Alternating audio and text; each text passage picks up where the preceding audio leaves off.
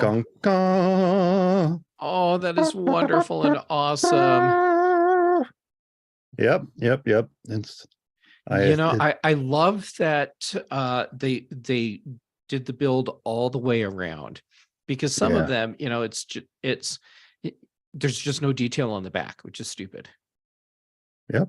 They've got now that's just solid Yeah, solid but bricks, still, I mean, it's finished. And I They're- love how they did the windows with the 2-stud bricks Isn't for that the cool? Technic pins. That's very clever. That is, I thought that was pretty clever.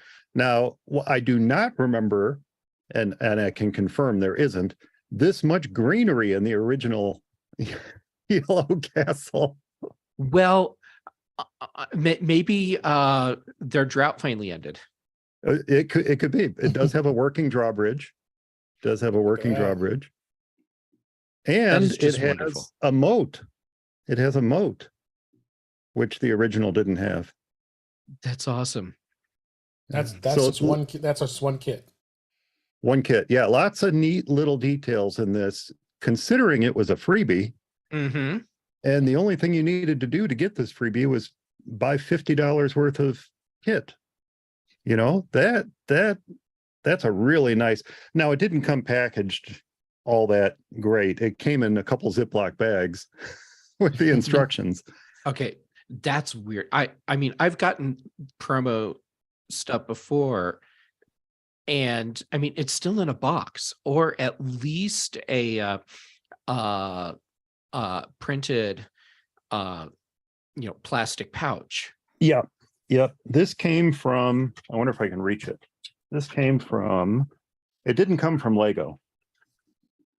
It was obviously put together by Lego, but it was shipped to me by Retail Sports Marketing out of Michigan. Yeah. So the packaging for it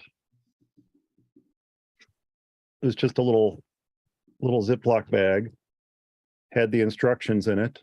So it's like a specialty little. Yeah. With the only at Walmart thingy on it. At least the instruction sheet looks legit and professionally printed. Yeah. It's very nicely printed. The interesting thing about it is that and it says thank you for your order. Questions. I'm not going to read this email address out over the live stream, but it is a personal. There's a first and last name at the business name on it. Not Lego, but there's a little. Here, I'll put my finger over it. But there's a little thank you for your order included in here. That is fascinating, isn't it? And now the interesting thing I was going to say is that unlike kits you typically get from Lego, there were absolutely no extra pieces in this. It was exactly what you needed to put the kit together. That's fascinating too, isn't it? There's always a little handful of bits and baubles left over. Yeah, never fails. Yeah, it's the promotional stuff that I've gotten. There's always been, even if it's like 2 little 1-stud plates. Exactly. There's always a couple extra bits in there.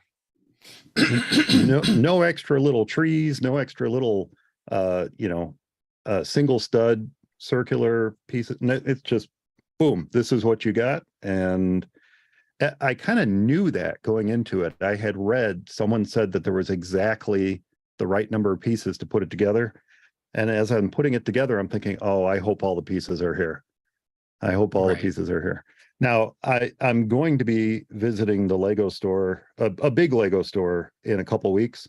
Mm-hmm. And I figured if it was missing a piece, I'd just walk in and say, hey, can you get me one of these? I need one of these. Go to the Schaumburg one? No, different one down in Orlando. Oh, and when you're done, okay. Yeah.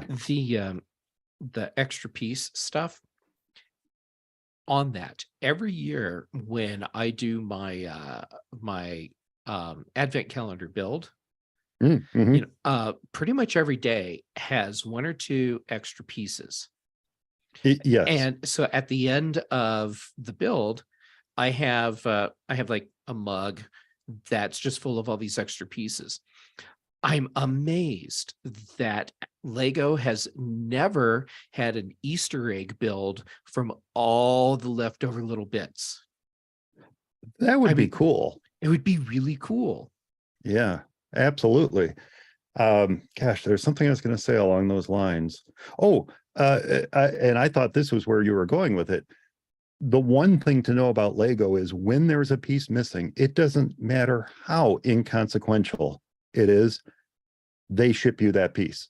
You just Yeah. reach out to them and you say, hey, I'm missing, and there's always a rundown of the pieces. So you just say, oh, I'm missing this piece. No matter what it is, they stick it in an envelope and mail it out to you. They're fantastic about I that. don't think they would have done it for that R2D2 or C3PO one that was missing an arm. No, they wouldn't have done it for that. Yeah. If it was an official Lego set, they would have done it. It's Really? well, this was one that was years pieces. out of circulation. Yeah. And it was bricks that were like gold chromed specifically for that set. Okay. Well, you never know. It was a C3PO Lego. You never know. I've been waiting for an Indiana Jones hat to be available again because my Indiana Jones keychain, his hat broke. Oh, and no. so I've been waiting to get in, and they're available again. It's just their standard fedora, and they're available again in the correct color. So I just need to order one. It's going to be $1 or $2, and then I can repair Indy. I was trying to use all kinds of like little, like molding clay and all kinds of stuff to make my own hat. And I was taking the Dremel to the molding clay and shaping it and painting it and all that. I'm like, now I can get an official hat. The official hat's the way to go. Yep. Yeah. All right, let's get going here. Yeah, I was listening. I was having fun. I thought you enjoyed our Lego podcast. I did. We got an extra bonus. We got an extra bonus there. All right, so we're to episode 226. And let's do it. 5, 4, 3, 2. Welcome to episode 226 of In Touch with iOS, the show that talks about iPhone, iPad, Apple Watch, Apple TV, and related technologies. I'm your host, Dave Ginsburg, and my guest this week's back on the show, Mr. Mike Potter, for Mac Guys Only and Mac Stock. How you doing, Mike? Hey, Dave. Always great to be on your show. Thanks for having me. Absolutely. We always have a lot of fun here. And Jeff Gammett's back here on the show. How you doing, Jeff? I'm doing great, and it's a special treat to get to hang out with both of you at the same time. Yeah, and we had a little bit of pre-show talking about Lego, so we got that out of our systems for the moment. And but we're here for. So you think? Yeah, so we think if we're gonna sneak it in somehow, I'm like find maybe a Lego iPhone or something, right? I have one, a custom printed iPhone from it's just one tile. But it's from one of the custom Lego minifigure companies. Yep. Anyhow, see, there you go. It's a thing. Got you. No worries. I got you guys covered. So I think we had a few things that happened this past week. Apple did press release announce that the new iPad and the new Apple TV. Surprise of that one. We'll touch that a little bit. Lots of news as well to go on this week, so might as well just jump right into it here. So. First news story, we have Google completes the rollout of iOS 16 lock screen widgets with its update to the Maps and Search. This was this last week. Google has now rolled out to all the promised lock screen widgets for its iPhone apps, including the Google app, Gmail, Google Maps, Chrome, Google News, and Google Drive. The rollout was completed. This was about a little less than a little bit of a week ago. So all these little widgets are now available on the lock screen, which is awesome. I started playing around and put the search on the widget, and I think that's really cool just to be able to tap it and do a search real quick and easy. You got any, Jeff? Have you tried this at all? No, but well, I have the Google apps, several Google apps on my iPhone. Mhm. It's not because I want to use them. It's because there's integrations that I need Okay. for those apps to be there to work. Otherwise, yeah. But good on them.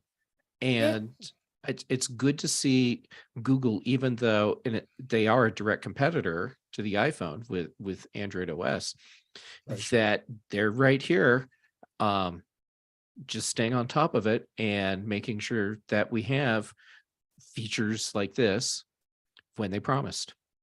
Absolutely. Mike, have you tried any of the lock screen widgets at all? No, I haven't. And I have not really set up any lock screen widgets on my phone since I upgraded to iOS 16.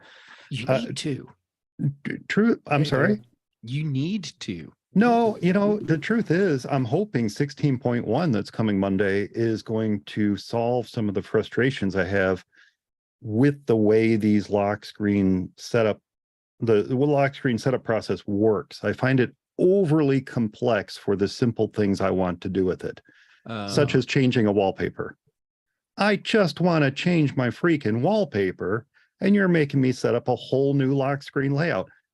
I just want to change the wallpaper. Well, we've got And 200 as the max, so yeah. So I find the process, or I found the process frustrating. The widgets are cool. I guess I could see using activity widgets or something like that on there, but for the most part, I don't need them. I have what I need on my watch, or I get the notifications I need on the phone. I haven't found a need for lock screen widgets yet. Okay. all right. Well, it's not for everybody, but there's quite the craze with the lock screen widgets and the lock screen customization, for that matter. There's so much. Well, it's new, right? It's new and shiny, Yeah. so of course, new and shiny. Yeah. Yep. Next story here is iOS 16 features an all-new iPhone keyboard layout option. iOS 16 added native support to the Dvorak keyboard layout on the iPhone, providing users with an alternative to the standard QWERTY layout. And they were noted that this was going to happen a couple months ago, and a number of news organizations mentioned that. So I've never used a Dvorak keyboard. I don't know if you have, Jeff, but this is interesting. That I have tried, but I just haven't had the time to really get into learning it. But I totally get why it's superior to QWERTY, because QWERTY is designed to slow us down. It was designed to so that we wouldn't jam mechanical typewriters. Right. And Dvorak is designed to be more efficient, so you can type faster.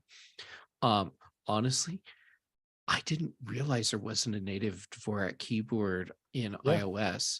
The big news for me was when Apple said, "Oh, and this is coming," and I did the Scooby-Doo because I thought it had always been there. Yeah. I did too.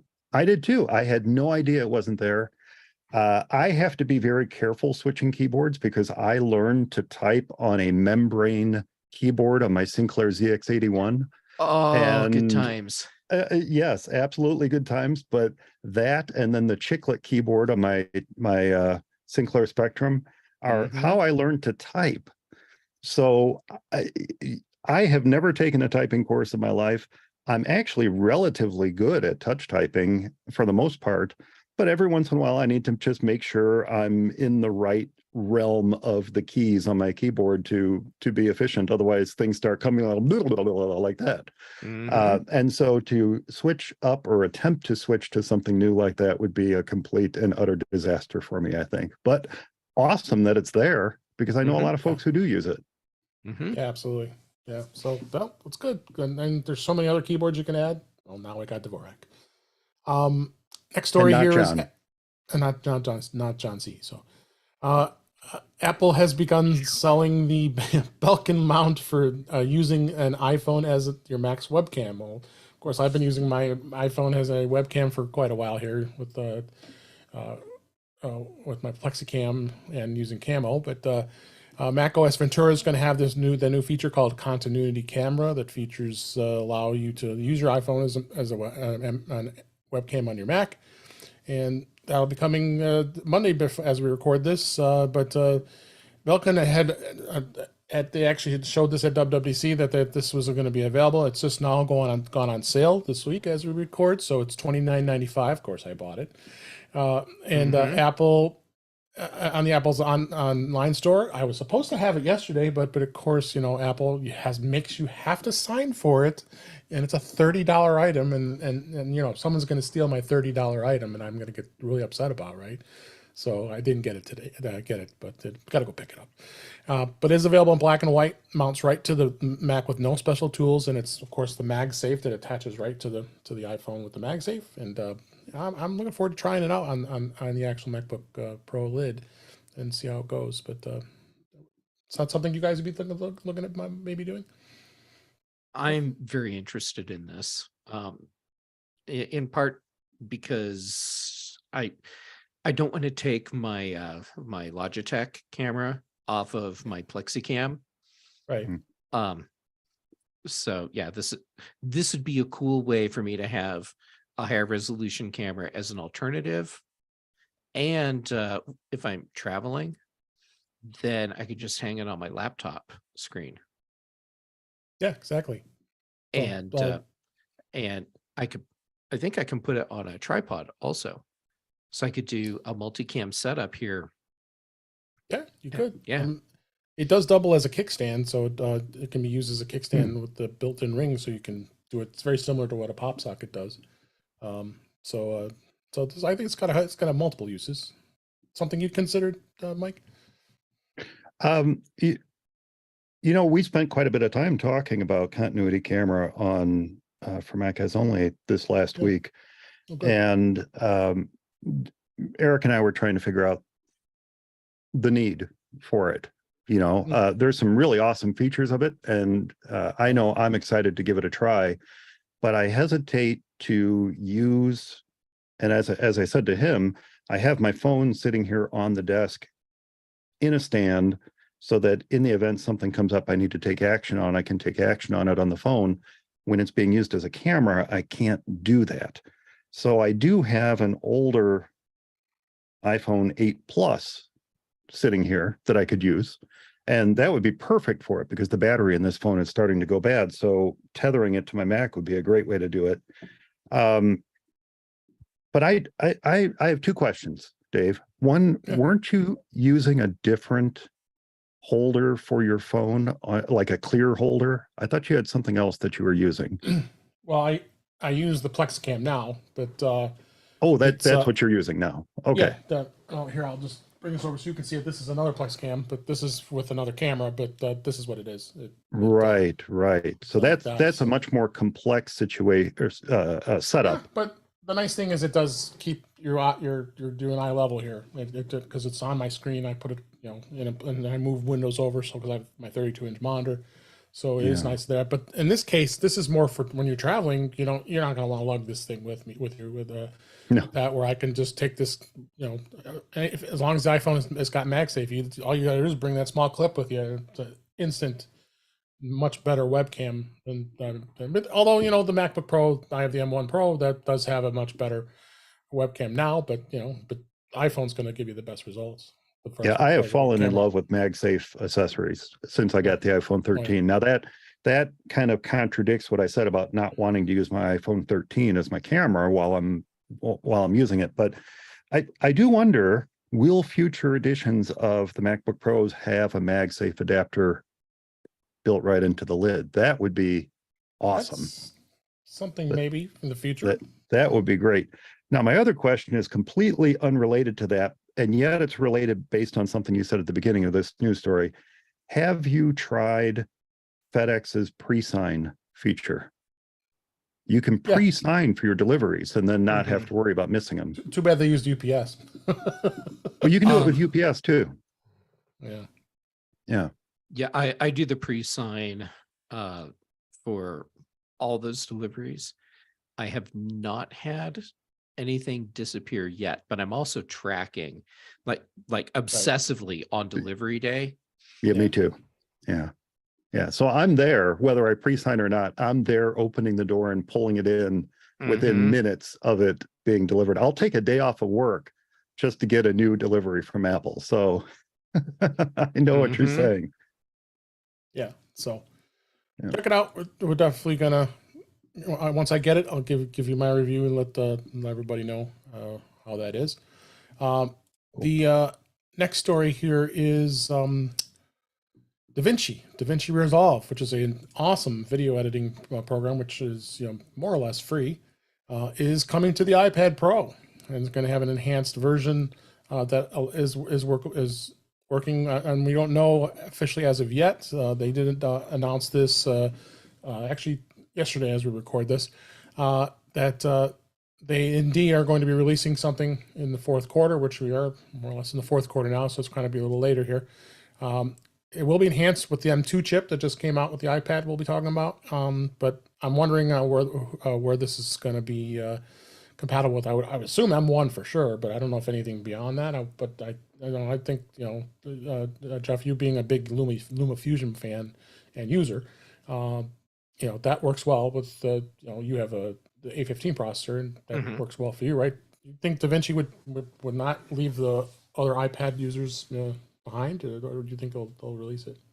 Because they haven't announced it yet. So as far as which models. Yeah, I've been wondering about what they'll do for compatibility, and it wouldn't surprise me if you need to have at least an M1 processor to use DaVinci. Yeah, you would think, because it's pretty heavy duty. Yeah, and which is not to imply that LumaFusion is lightweight. LumaFusion is a professional, full-on video, nonlinear video editing tool, and each update that they release, it adds in even more pro features. It's a crazy awesome tool. I am curious to see how DaVinci and LumaFusion match up with each other and compete.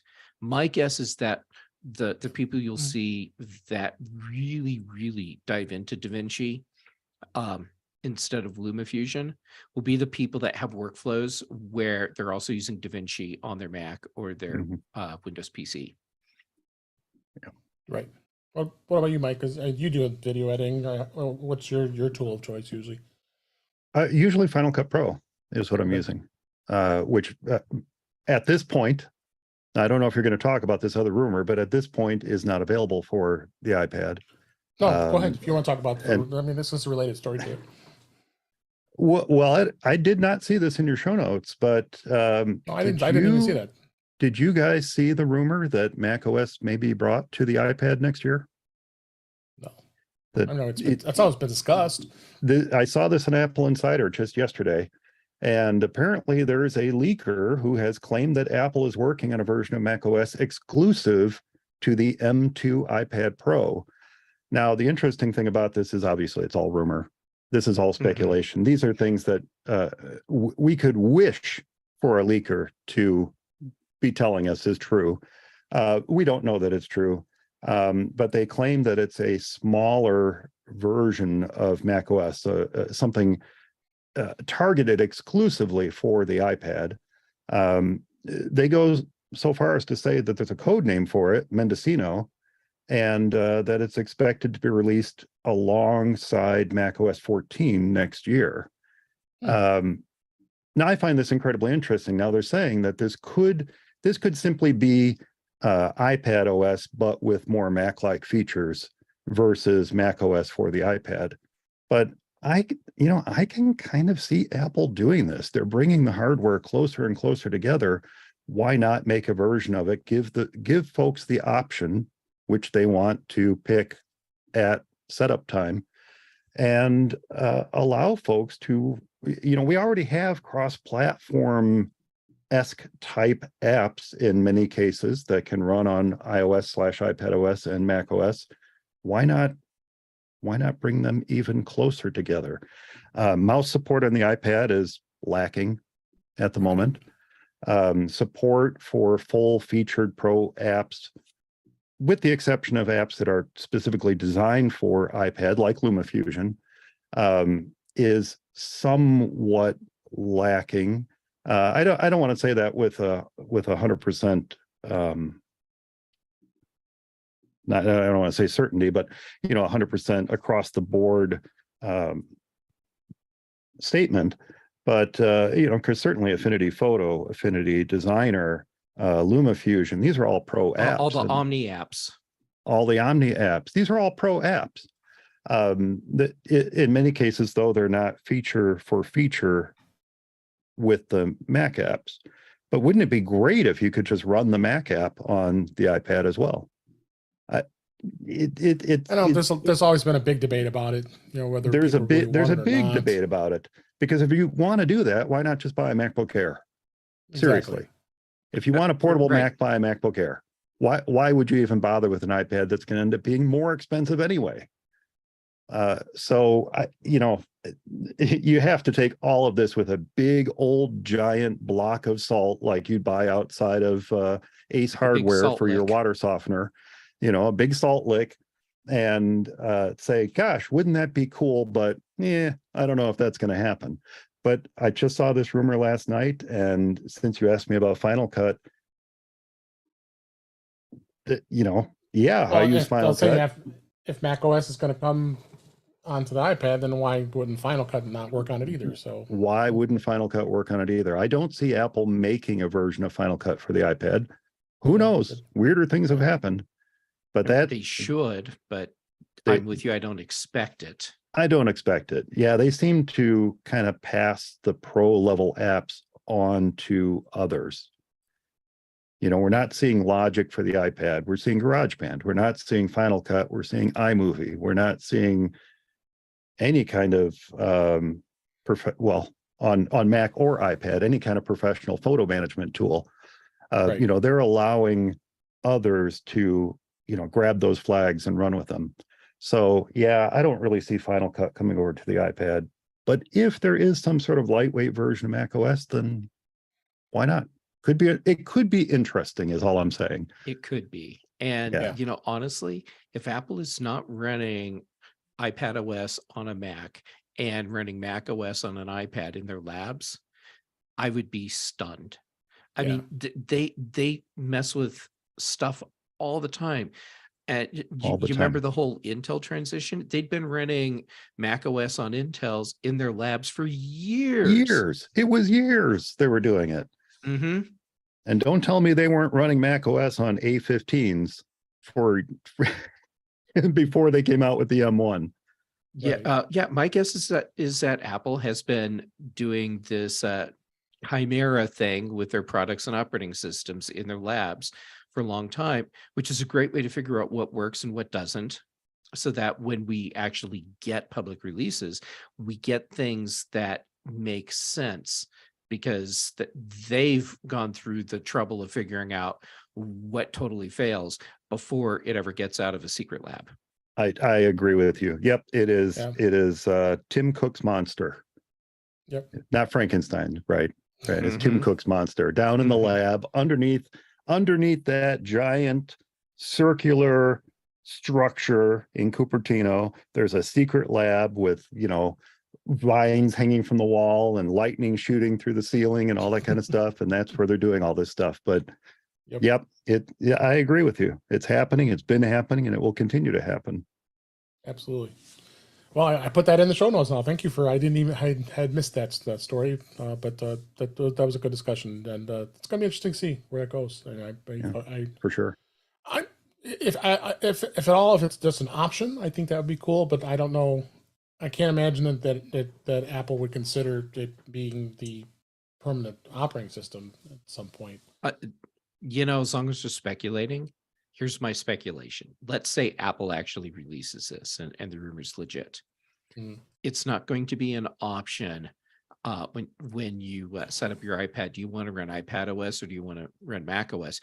You buy an iPad that runs Mac OS, or you buy an iPad that runs iPad OS, and you don't get to change your mind later. Right. You know where I thought you were going with it, Jeff? I thought you were going with a Mac with a detachable keyboard, which is essentially the same thing. Yeah. Yeah. Let's take a MacBook Air.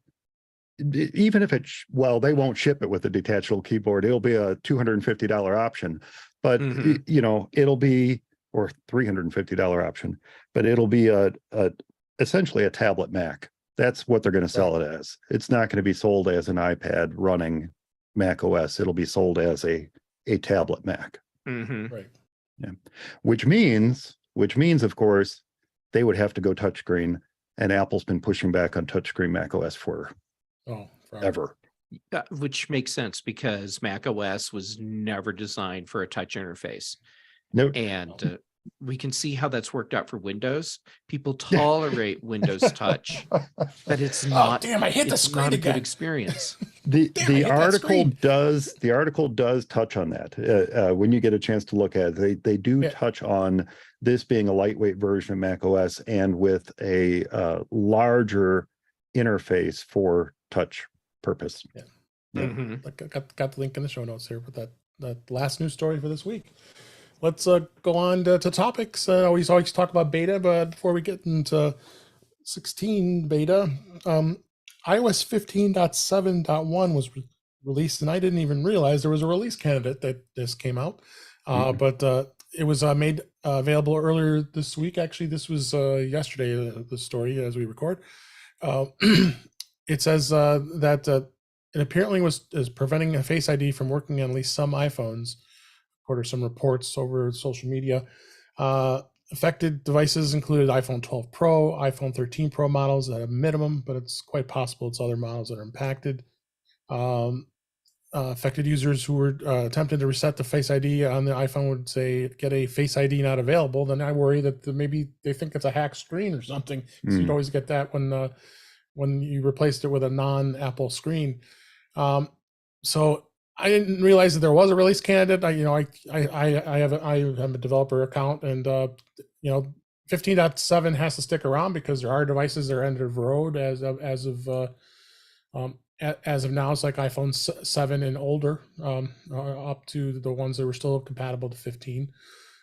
So they are still keeping those in place. So so it's going to be interesting to see where that goes. But just wanted to mention that for those who have older devices that you may be experiencing a problem. Hopefully not, because that's why it's release candidate. It's still being tested. Any thoughts before I move on to iOS 16.1?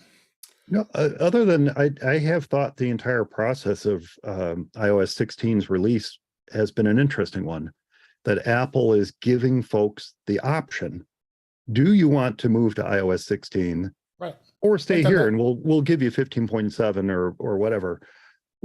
I don't remember that ever being the case. I always remember it was 14. Oh, you're on iOS 14, here's 15. Oh, you're on 12, here's 13. I don't remember there ever being a choice saying stick on this one or go to this one. I think it started like around iOS 14 or maybe iOS 13. It was last year, so it was iOS 14 to 15 transition. The transition, yeah. There was the first I time. don't remember that. I just remember it saying we talked about that because it would kind of appear at the bottom of the update screen. Oh, by the way, also available. And if you had an iPhone that didn't have a big enough screen, it would just be hidden. And there's no indication that you would need to scroll up to see the line at the bottom. This is, by the way, there's a new operating system. Do you want it? Yeah. So yeah, it started at between 14 and 15. Wow. Yeah. See, I missed the option. I guess I just upgraded. I said, let's go for it. Yeah. Well, it's because you live on the edge like that. I live on the edge. So Apple did seed the 16.1 and iPad OS 16.1 release candidates to the developers, and I believe it's in public beta as well. The official release date is going to be October 24th, which is a couple days away from when we record this, and it's definitely going to be interesting to see where it goes with a lot of the things. You noted some of the features you were looking forward to, Mike. What was it that you were talking about in 16.1? Well, there's a feature I'm hoping comes, and that's just that some of the simplicity of setting up my home screens returns. Like I said, for example, I just want to change my wallpaper. I don't want to go through the whole process of creating a new layout, and I just want to change the picture. That's all I want to do. Well, they have that first home. You have that first page that you can't. I don't think you could change it though, because well, I guess it's under collections. To do what should be a simple thing is overly complex. I don't think the process of creating new layouts for the lock screen is complex. I think that's actually pretty good. But when I want to do something like I used to do, just Like change the where you go picture. to settings. Yeah, settings, And- wallpaper, boom, done. I don't want to have to go through this whole process each time. And that is the one thing I kind of hope comes back. I don't know if that's gonna Because if I go into if I go into wallpaper and then customize, I have to go to customize.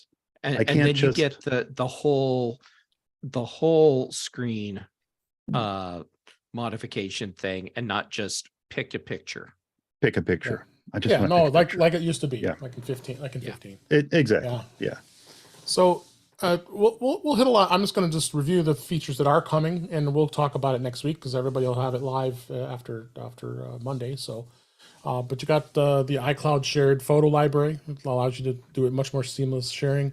The live activities, so third-party apps such as Uber or even sports leagues like Major League Baseball and NFL can put real-time scores in in that live activities.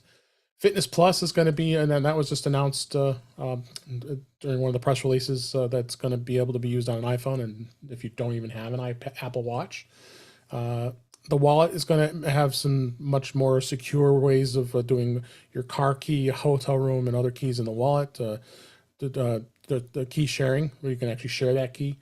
And then Apple did announce, we talked about this last week, that they are going to be creating a new savings account for the Apple Cash Card with the Apple Card customers. So that daily cash can be just put into a interest-bearing Goldman Sachs savings account that's linked right to the Apple Card account.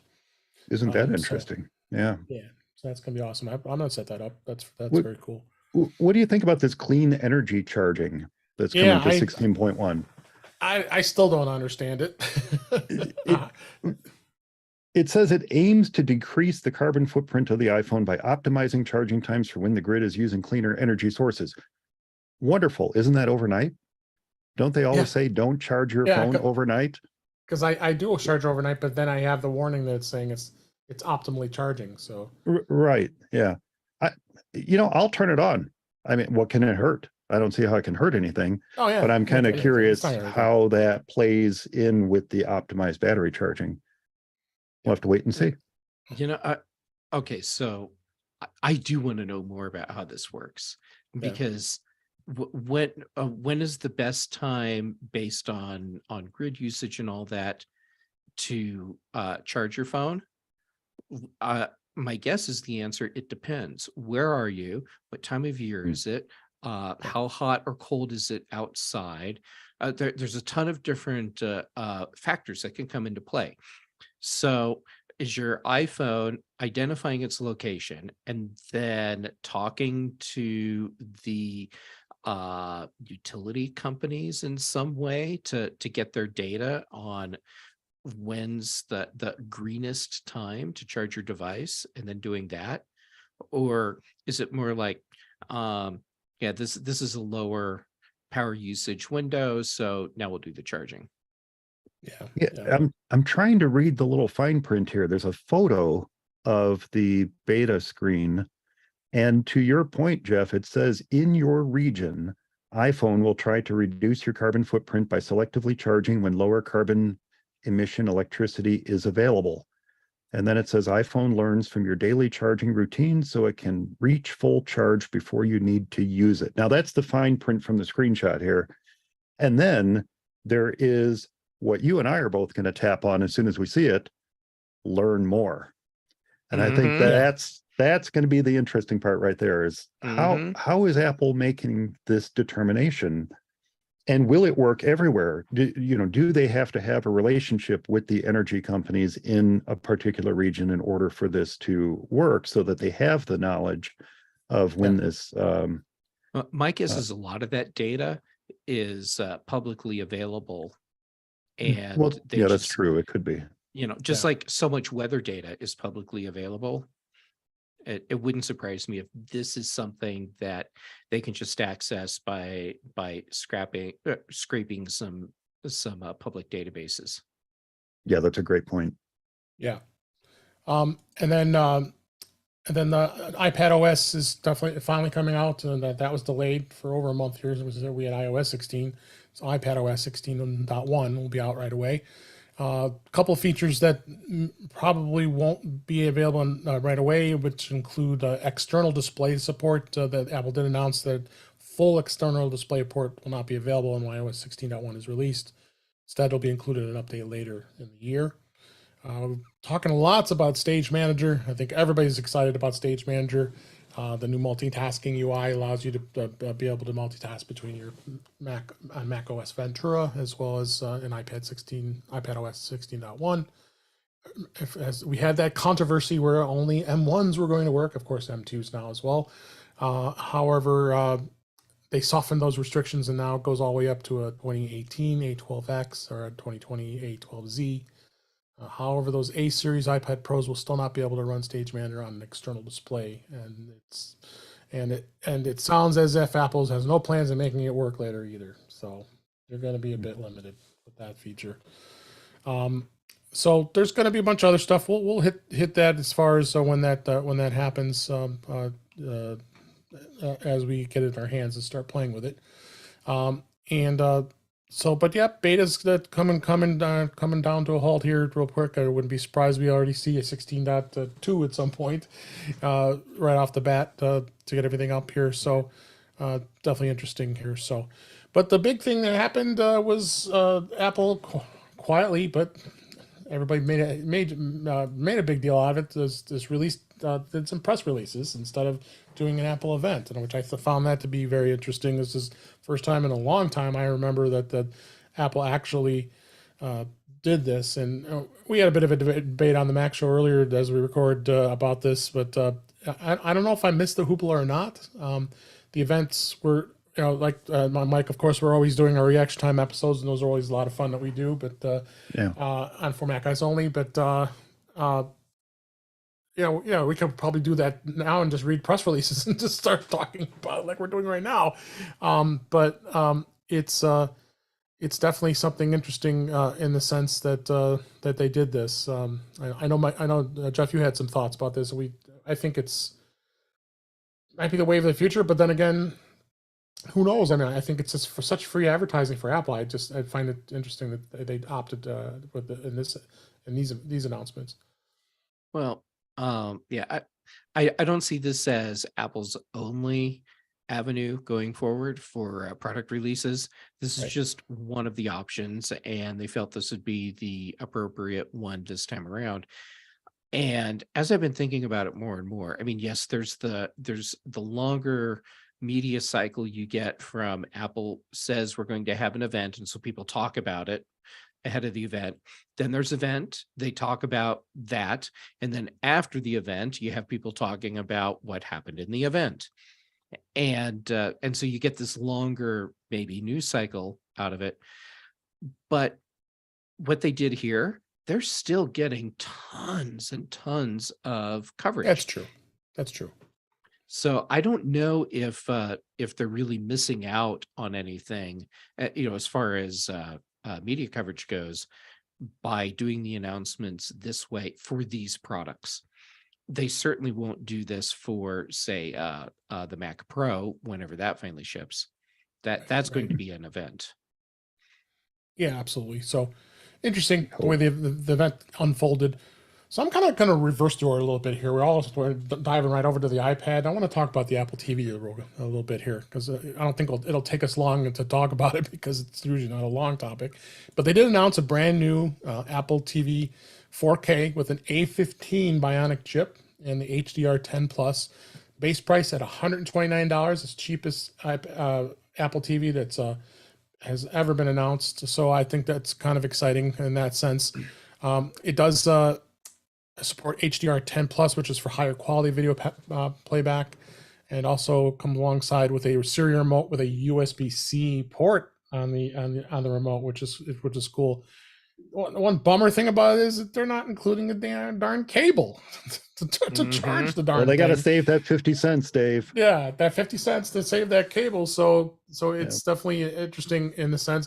And here's another way they're cutting costs here with this. They're going to start with a 64 gig model, which I'm perfectly fine with. I don't think I've ever had any problems. I know, Jeff, you mentioned it before in other shows that we talked about other Mac Voices that the apps take up a lot of space, especially games. A lot games take up a lot of space. If you're a lot of gaming, I'm not a gamer, so you won't see. I think Mike's the same way. So I don't think it's a huge deal with 64. But the 64 does not come with an Ethernet connection. And who is always? I don't know if everybody uses Ethernet ports on their Apple TV. I think if I got close to my connection, I think it's important to do it. But a lot of times people are, it's down in their family room, wherever, they're nowhere near their router, so they use Wi-Fi. So now Apple opted to exclude that Ethernet port on the low end model, and then you go up to the 128 gig version that does have the Ethernet port, and that brings the price up. I believe it was to 169, and also supports threaded networking on the 128 Wi-Fi version. So those were available as they announced them a couple days ago as we record, and they're going to start shipping on November 4th. So we got 2 weeks before that's going to be hitting. So interesting to see what they did. This, our a friend of the show and frequent guest Andrew Orr did a comparison of the last year's and this year's model in Apple Insider. Here we have a link in the show notes about it, and he dove in here and just kind of giving a comparison between the 2021 version and the 2022 version. So really, weight is a huge deal here. It went from 15 ounces to 7.3 ounces. Boy, that's quite a dramatic drop in size. I just noticed that. And then the spacing kind of doubled as far as storage goes. But everything else was more or less the same. You got Wi-Fi 6, you got HDMI 2.1, all the other stuff was in there. I don't see a drastic much of a change beyond the processor bump, because you went from the A12 to the A15. But I even noticed, I did grab one of those 2021 models during the Amazon Prime deal when they were selling them for $109. Mm-hmm. And I was using an HD, which is was a much older iPad. You definitely notice the performance increase from that and that one, but you definitely notice even more with this new model when you go from the HD. So Apple did discontinue the Apple HD model, which is not surprising. So we're down to just this one model now with the two different sizes. So do you have comments on this, Jeff, with Apple TVs? You have an Apple TV, right? You've been using it? I do. I'm still rocking an Apple TV HD. Yeah, that's but good, that's only actually. because I still have it as a spare. It's fantastic, and the only reason I haven't moved on to a 4K model is because my ancient Sony Bravia TV, the display is still absolutely stunning. Yeah. And so I'm just going to keep using that TV until it dies. But I like what I'm seeing here, and I like that we have the thread support built in. It's if I had a 4K TV, even if I had bought a new Apple TV 4K like last year, I would go ahead and get this, because there's enough in it for what I do that it would make it worth it. I mean, getting it just because it has thread, okay, that would be reason enough to get a new one for me. Absolutely. Mike, you have Apple TVs in your house? You use them? I primarily use Roku Ultimate. Oh, cool. Okay. I like the flexibility and expandability of it. Sure. A lot more channel choices. However, I do have an Apple TV HD, it might be an HD, at the office that I use primarily for casting my Mac screen up to the TV when I'm doing demos and things like that. It works great. I think, as you pointed out, for the $20 difference, I think some of the information that's really being buried about this is for $20, you're getting a heck of a lot more at 149 than you are at 129. It's almost like they're trying to reach that price point and say, okay, well, here's what we can give you for 129, but you really want this other one. And I believe Jeff just mentioned this, and you can verify this for me, guys, is the Wi-Fi plus Ethernet is the only one that can act as a home hub, correct? No, they can both act as home hubs. They can both act as home hubs. Yeah, the Okay, difference that's great. is they both have HomeKit support. The $149 model includes Thread support as well. Okay. Oh, and that's what I meant. A Matter home hub. Yeah. Oh, okay. Yes. Yes. Okay. I'm sorry. I wasn't clear in my home hubness. Yes, the Matter or Thread support is only in the Wi-Fi plus Ethernet model. You know, for $20, I don't know why I would even consider the 129 model. Yeah. I can tell you the very narrow set of circumstances that would make me say, oh, just get the 129 model. If I needed this as a secondary device that was going to be used for like screencasting and stuff. Otherwise I would get the $149 model that does everything. Yeah, and I should point out too, I didn't mention this, but the Roku Ultimate works great for AirPlay. It's a fantastic AirPlay device. Absolutely. Yeah, we use that. We use that all the time too. Yeah. It works really well. But works really well. So, yeah. But yeah, that's so like I said, I didn't think there'd be much else to talk about with Apple TV. We can get that out of the way here. If you're in the market for a new Apple TV, especially if you have an HD, yeah, it's definitely worth taking a look at that. I don't have any 4K TVs either, so I'm all rocking 1080p. I have a older Samsung curved 65-inch down in my family room, and still has a beautiful picture. I mean, I just have no really a reason why I want to upgrade until it dies. So, and I've had it for about 5 or 6 years, so it works great. Yeah, 4K. My TV, it's got to be 15 years old, easy, which is crazy. Ours is over that. Ours is over that. We have one of the original LED projection TVs, not halogen, but LED projection bulbs. And one of the reasons I got that was because I wanted the longevity of the LED bulbs in it and not have to be replacing halogen bulbs every so often. And it's a 1080 HD TV. It's got a fantastic picture. It's a short throw projection, so there isn't a lot of loss of image as it's projecting. It's not one of those big old honky ones. At its widest, it's a foot deep. Yeah, and then it's less than, let's say, I think it's probably less than 3 inches at the top. So it's a very short throw internal projection TV with an LED bulbs, and it's been running great, knock on wood.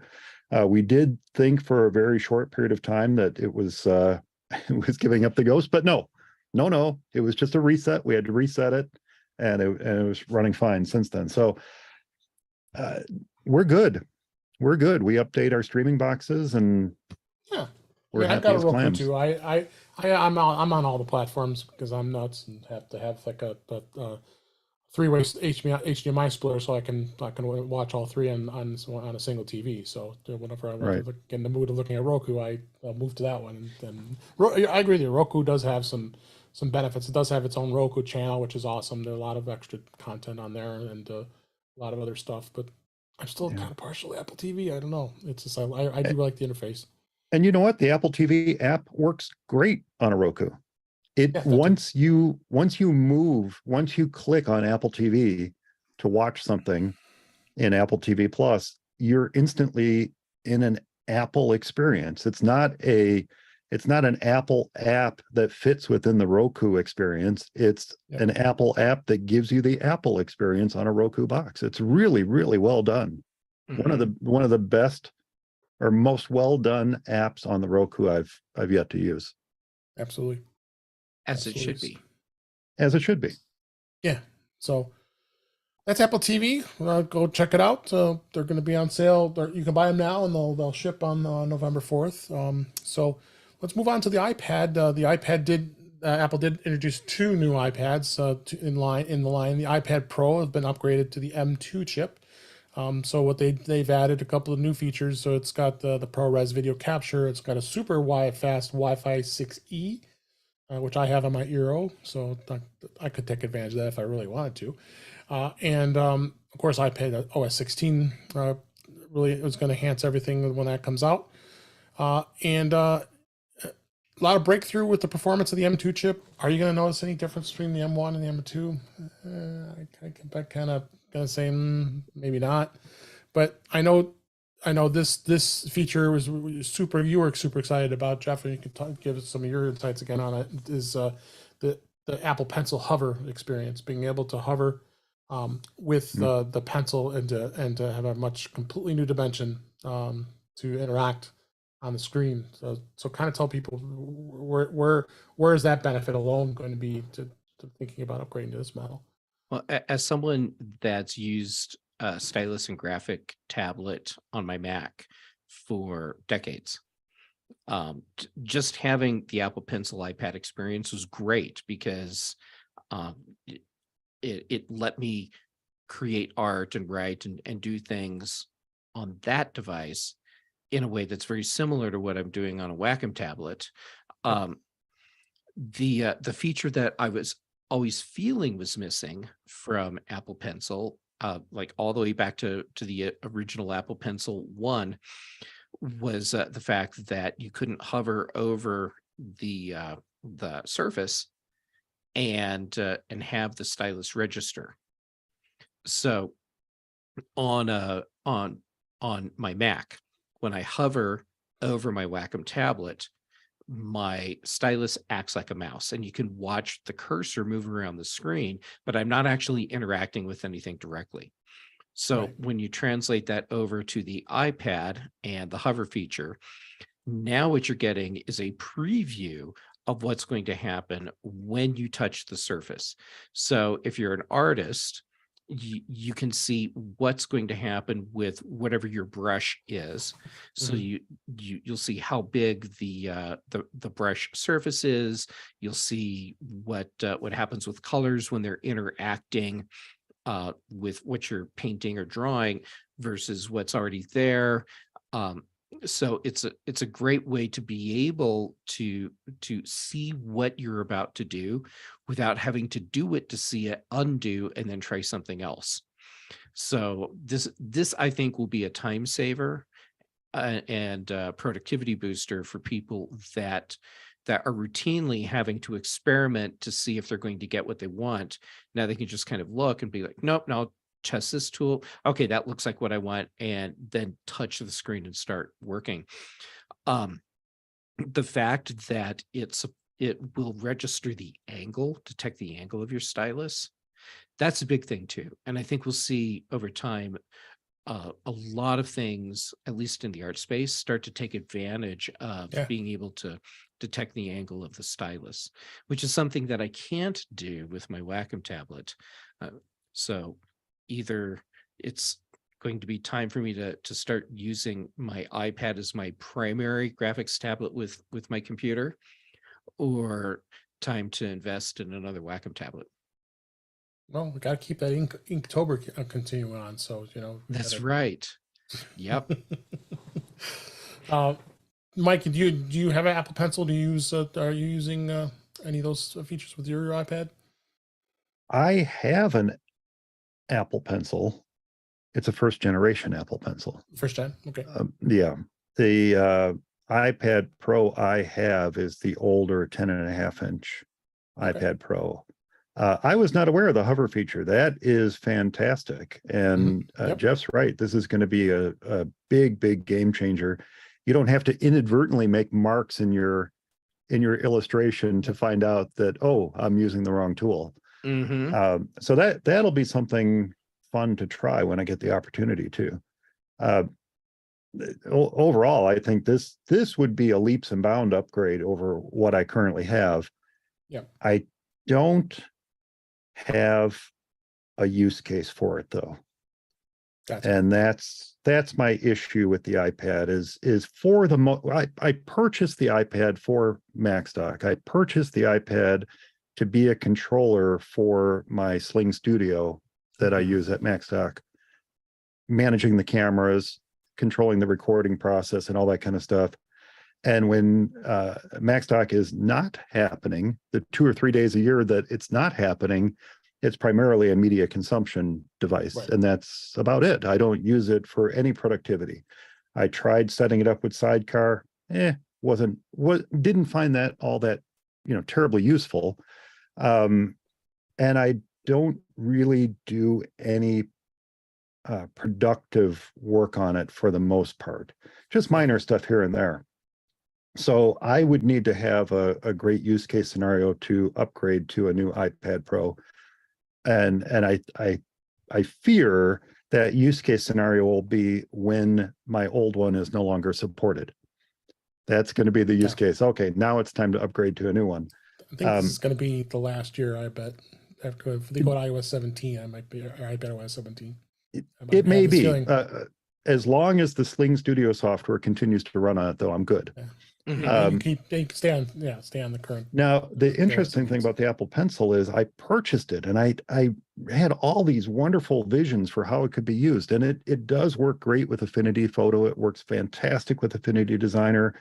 I've used it to take notes, but for the most part, my Apple Pencil is gathering dust and losing battery charge on the counter of our kitchen.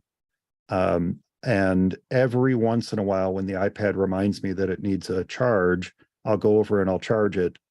And then it stays on the counter gathering dust and and losing battery charge. So honestly, for me, the Apple Pencil was not a good investment.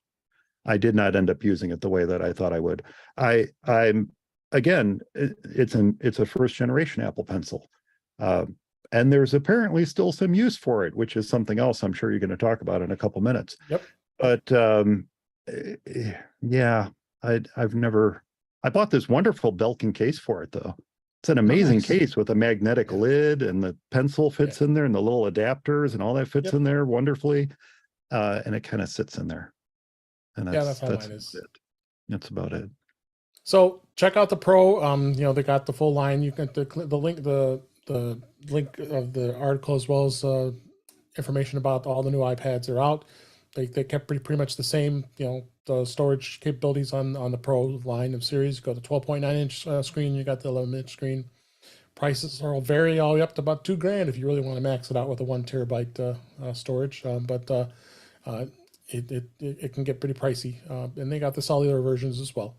But other thing I wanted to hit, as you just mentioned, Mike, is the iPad, the 10th generation model that was announced. So they announced that the next new generation of the iPad. The iPad, the 9th generation, was the last holdout with the Lightning connector on an iPad, because all the other iPads in the line have had the USB-C. Well, the 10th generation now has USB-C.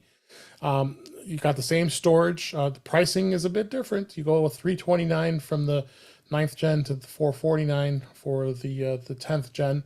And storage is the same, 64 gigabytes, which I still find to be crazy to be that low. We wouldn't it cost them nothing to put at least 128 and 256. The screen resolution is about slightly better than it was with the 9th gen. We do have a link in the show notes again for our friend and frequent guest on the show, Andrew Orr, did a great comparison of these two models. You go from 10.2 to 10.9 inch of the screen. Processor goes from an A13 Bionic to the A14 Bionic. I don't see that being a huge jump. I mean, as far as processing speeds goes, they did completely redesign the iPad 10th gen, so it's more in line with the design of the square off feature like the 2018 models. The 2018 iPad Pro. and the 11-inch very similar similar to that. This was the interesting thing they did do. You got the rear camera is now at 12 megapixel on the 10th gen, but they did move the front camera. Now it's in the landscape position. So because we figure, and Apple finally realized, okay, that means that a lot of people are taking their pictures when they do use an iPad, because you look so dorky when you're holding it this way with it looking up and down where you wanted to have it landscape mode. So they did put the camera in the landscape position. It's an ultra wide 12 megapixel, and of course center stage is still compatible with it. So you got the landscapes 2 speaker that's included. Again, I talked about Wi-Fi. This is Wi-Fi 6, which so you do the most current when you have the most current with that. The Touch ID, they moved it to the power button, just similar, the same exact one as the iPad Air. So it has that, and then you got more colors. You got the blue, pink, yellow, and silver. Don't have space gray. So they did it was because we always had space gray. The biggest complaint I think of a lot of people are going to have, they still kept the gosh darn Apple first generation pencil. Makes absolutely no sense that pencil still has the lightning connector on the top of it. You have to take the cap up. Okay, well, where are you going to plug it in? Well, you got to use that lightning to USB-C adapter with a little thing here, and plug it into a lightning to a USB-C cable to plug it into the iPad in order to be able to charge it. I think this is the most strangest thing. I've talked about this before. I think Apple's thinking potentially is the fact that they may not have wanted to put the mechanics like they have it in the other iPad, like the iPad Pro, where the second generation Apple Pencil is magnetic, where you can just stick it on top of the iPad and that's how it charges. Extra cost, but they still added the extra cost with the $449 versus the $329. So I know, Jeff, you've had some thoughts about this with this pencil. I think it's just absolutely ludicrous, and I think you kind of agree with me. I do. I mean, the whole process for charging an Apple Pencil 1 is an engineering nightmare. I can't imagine how it got through the entire process and became a shipping product, and is still a shipping product. So here's my take. I think that Apple has an engineering issue that's preventing them from letting the 10th gen iPad use the Apple Pencil 2. And I think they also, because they have a lot more information about how people use their products than we do, they have found that most people that are using an iPad versus an iPad Pro or iPad Air maybe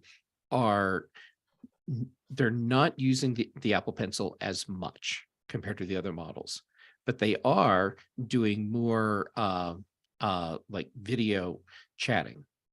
So why not give them the feature they're using more, which is put the camera where it makes sense, and then, but once they do that, then I don't think there's room to have all of the elements that make up the wireless charging. So they'd have to move that somewhere else, which means covering speakers, and they're not going to do that. So the easy answer is keep the old pencil, throw in an adapter into the box, and call it good.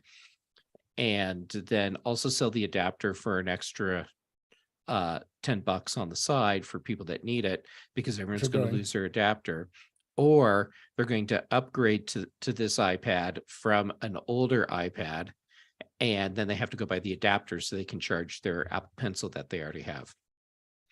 Yep. And by the way, that adapter is already a month out of stock, so you can't even get it if you want to buy an extra one. Can you imagine getting one of these brand new iPads to replace an old one on, like on day one, and now you have no way to charge your Apple Pencil? But I had thought that adapter came with every pencil, I guess, initially. Well, what if you already have the Apple Pencil is what I mean. So you're Right. replacing the iPad and continuing to use the Apple Pencil you already have. Right. Right. And now you can't charge it. Right. Yeah, my because you have first to gen wait a Apple month. Pencil. I'm sorry, I spoke over you, Jeff. Oh, no, go ahead. It's all you. My first gen Apple Pencil has the lightning to lightning adapter. That's what came with mine. Mm-hmm. And I do not believe that this new iPad comes with the adapter. I believe the No, only way you it can comes with get a it is pencil. to It does come with the Apple Pencil. you have to purchase the pencil to get the adapter, The new but the adapter. iPad doesn't come with the adapter. So to Jeff's point, Right. No. if I were to purchase this iPad and want to use my Apple Pencil 1, now I have 2 charging setups. I have the Lightning to Apple Pencil charge and the USB-C charge for the iPad. And it would be nice to bounce back and forth between the two. Yeah. So so this can be interesting. I think it's going to be relatively popular, but interestingly enough, Apple has opted to and chose to continue on selling the 9th generation because that's going to be the lower price point. I think that's for schools. It's probably going I to be think for that's why it's schools. staying in the Yeah, mix. they're going to stay in the mix, but a consumer could still purchase it if they so choose. But yeah, that iPad always would you see them during the holidays. You'd see them lower price like $299, $269, depending on what the discounts are through the retailers. So yeah, it could be interesting to see. But it does kind of saturate the market a little bit with all the iPads that are in the line now. You go from the iPad Yeah. Pros to the iPad Air. I'll talk in a minute, and then you have the iPad, and then you have the iPad Mini. So they have kind of saturated this a little bit. But what I want to talk real quick about is the differences in the 10th gen of the iPad and the 5th generation of the iPad Air. So obviously a big jump is the M1 processor. So you're talking about $150 more to go with the Air versus the 10th gen. The Air does also support the 2nd gen pencil, which is a big difference there as well. It does have a lot more in the sense of support. Both have the Magic Keyboard. I didn't even mention that the 10th generation iPad now has a new Magic Keyboard, which is $249. So add that to the mix, and you've got some pretty expensive stuff there for someone looking at entry level model here. But you do see a bit of a difference when it comes to the Air when it comes to performance, and you got to justify, is it really worth your $150 increase? And it may not be. Somebody might be just perfectly happy with what the 10th gen does, but it's kind of small number there, $150 to go right back up. I mean, the iPad Air is going to support Stage Manager in there because it's a higher end model. But what do you guys think? Do you think Jeff does something? Is it worth it for anybody to want to just go jump right into the iPad Air? I mean, the Air is a 2022 model. They did revise it, so it is a current model. But what do you think? It depends on the use case. Yeah. But if someone was asking me about purchase options for a general use iPad, something that's going to give them the most bang for their buck and is going to give them the most versatility in what they can do, regardless of what their intentions are, I would steer them towards the iPad Air. I think all around that's the best just general use iPad. So why not spend the extra $150, move into that, and now you have something that lets you do potentially a lot more. Yeah. Gets rid of the weird charging situation for the Apple Pencil if you want to have one, and you have basically a pro iPad at a not pro price. That's how we always advertise the iPad Air as, and we've always talked about that on the show here.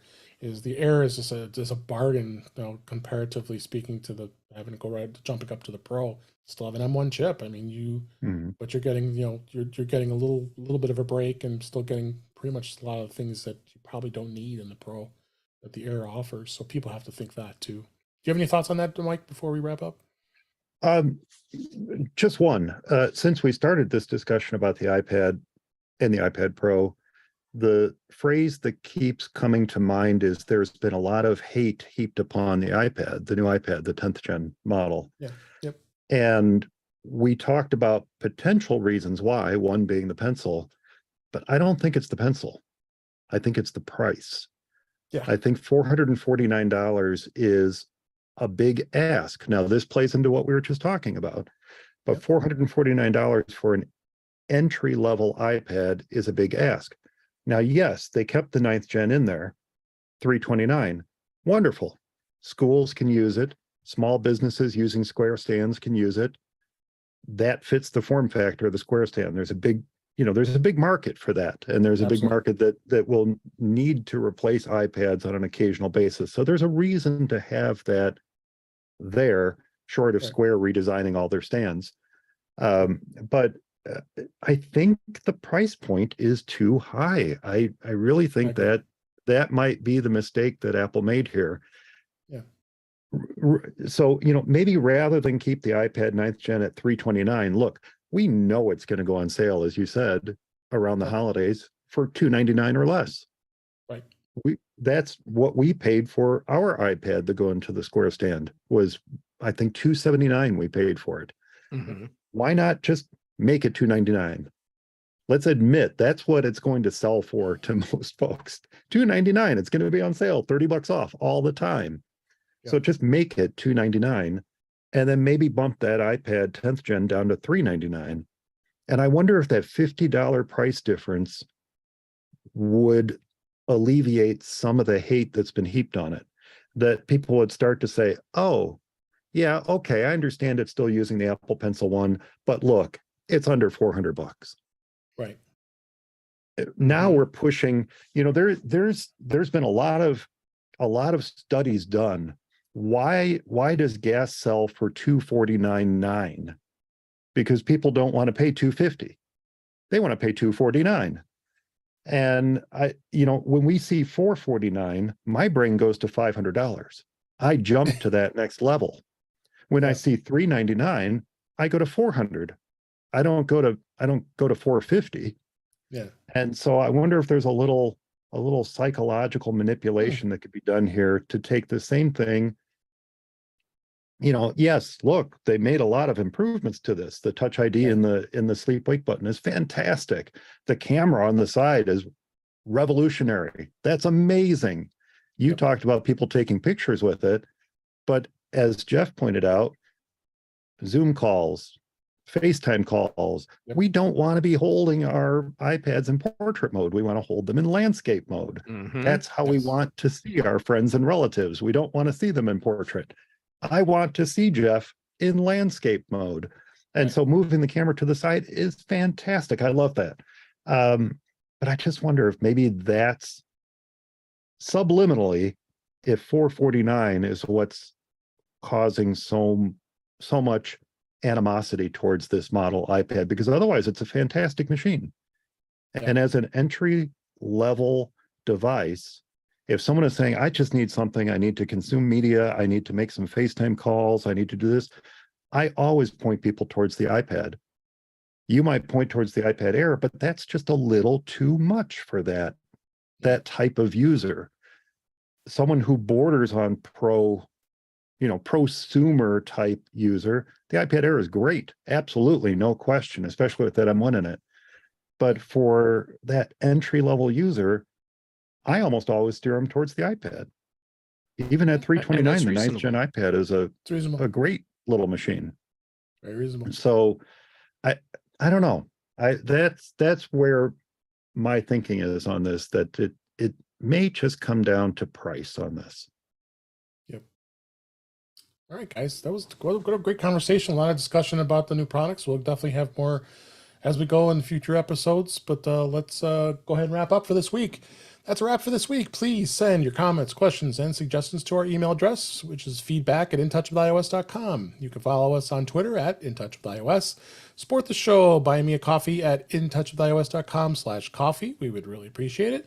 You can also become a Patreon of the show by going to patreon.com/intouchwithios. We have 2 tiers available to support the show. We would really appreciate it. Make sure you like, share, and subscribe so when you're notified to when we do our live stream, which is usually on Thursday nights at 8 p.m. Eastern, 5 p.m. Pacific, on our YouTube channel, which is youtube.com/intouchwithios. where you can also watch and listen to past shows. Visit In Touch with iOS magazine on Flipboard, where many of the topics we discussed are flipped into the magazine. The link is in the show notes, so we'll have plenty to flip this week. A lot of articles about these topics. You can subscribe to the show in your favorite podcatcher, which includes Mimir, Pocket Casts, Overcast, and many others. But better yet, go to our website, intouchwithios.com, where all the links to all the ways to listen to us are there. I am Dave Ginsburg, and you can find me on Twitter at DaveG65. Mike Potter, thanks so much again for being back on the show. Where can people find you? Thanks for having me, Dave. It has been a blast. If folks want to reach me, they can reach me at formaceyesonly.com or at formaceyesonly on Twitter, or max.conferenceandexpo.com or at max.expo on Twitter. That's where you'll find me these days. Thanks, Mike. Jeff, as always, great to have you on the show. And where can people find you? It's always loads of fun to be here. People can find me on Twitter, Instagram, and YouTube. I'm Jay Gamet everywhere, like basically everywhere. And most Tuesdays on Mac Voices Live with Chuck Joyner and with you, Dave.